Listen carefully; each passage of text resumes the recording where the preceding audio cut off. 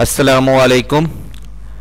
इन page का आज हमारा 10वां लेक्चर है और आज के इस लेक्चर में हम सीखेंगे कि उर्दू कंपोजिंग के अंदर अगर हमने कोई टेबल इंसर्ट करना हो तो वो हम कैसे इंसर्ट करते हैं। तो सबसे पहले हम इन पेज सॉफ्टवेयर में आ जाएंगे। तो इन पेज में आने के बाद सबसे पहले कंट्रोल ए सिलेक्ट ऑल करने के बाद जो साइज़ देना है 24, 18 जो भी साइज़ देना है उस पर क्लिक कर देंगे।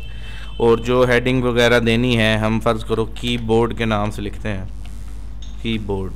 उसके बाद एक लाइन छोड़कर, उसके बाद भी एक लाइन छोड़कर तीसरी लाइन से आप स्टार्ट करेंगे। इंसर्ट में जाएंगे। इंसर्ट में जाने के बाद यहाँ पे टेबल की कमांड है, टेबल पे क्लिक करें। जितनी रोज़ चाहिए, जैसे MS वर्ड में इंसर्ट करते थे, कितनी रोज़ चाहिए उतनी रोज़ पे क्लिक करें। हमें 5 रोज़ चाहिए।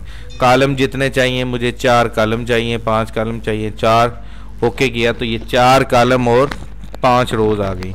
अब जैसे MS वर्ड में हम इनको बड़ा या छोटा करते थे, ये ऐसे छोटा बड़ा कर सकते हैं, ठीक है। और अब जब हम इनके अंदर टेक्स्ट लिखेंगे तो ये हमारा टेबल के अंदर टेक्स्ट लिखना कहलाएगा।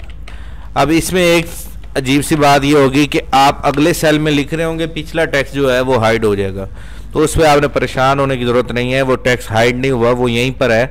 आपने क्या करना है, सिर्फ 2 से 3 सेकेंड के लिए अपनी फ़ाइल को मिनिमाइज़ कर देना है और फिर जब मैक्सिमाइज़ करेंगे तो ये देखें आपके टेक्स्ट मुकम्मल लिखे हुए हैं। तो यही हमारा आज का टॉपिक था कि टेबल इंसर्ट करना। अब टेबल तो इंसर्ट कर लिया, टेबल इंसर्ट करने के बाद जब प्रिंट निकालेंगे तो लाइनें नहीं होंगी। तो लाइनें शो करनी हो तो कैसे करेंगे, उतने एरिया को सिलेक्ट करेंगे जितने एरिया से आपने इंसर्ट किया है और राइट क्लिक करें। इधर टेबल फॉर्मेट का ऑप्शन है और स्टाइल में जाके इस सिंगल स्टाइल लाइन पे क्लिक करके ओके कर दें तो ये अब लाइन वाले बॉर्डर्स लगे हुए आ जाएंगे जो आम तौर पे आप लोगों ने देखे होंगे। तो इस तरीके से आज का जो हमारा टॉपिक था टेबल इंसर्ट करना और उनकी लाइंस की लगाकर उसके ऊपर काम करना।